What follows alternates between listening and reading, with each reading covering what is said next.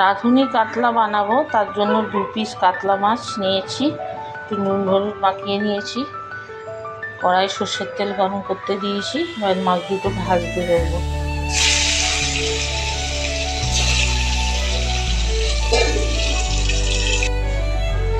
মাছটা ভেজে তুলে নিয়েছি। 1 চামচে রাঁধুনি, 2টো কাঁচা লঙ্কা দিয়ে বেটে নিয়েছি। ওই তেলেতেই 1/2 চামচে রাঁধুনি ফোড়ন দিলাম।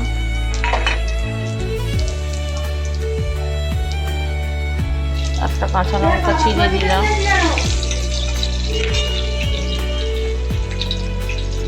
রাঁধুনি বাটাটা দিয়ে দিচ্ছি।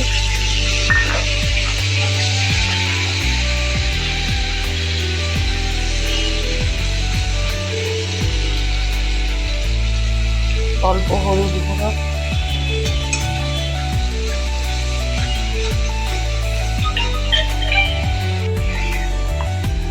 কিছু গুঁড়ো মশলা দেব।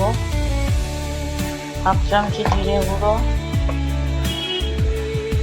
1/2 চামচে ধনে গুঁড়ো,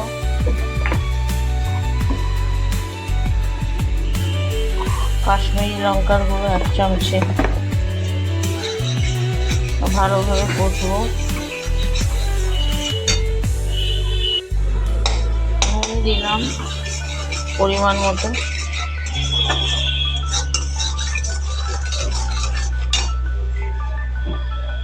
মশলাটা ভালো করে কষানো হয়ে গেছে, 1 বাটি জল দিয়ে দিলাম।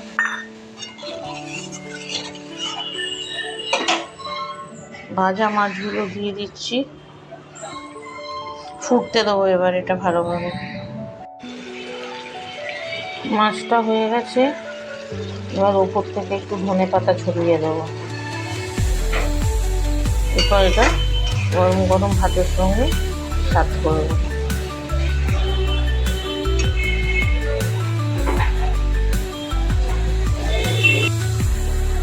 গরম ভাতের সঙ্গে খাওয়ার জন্য রাঁধুনি কাতলা রেডি।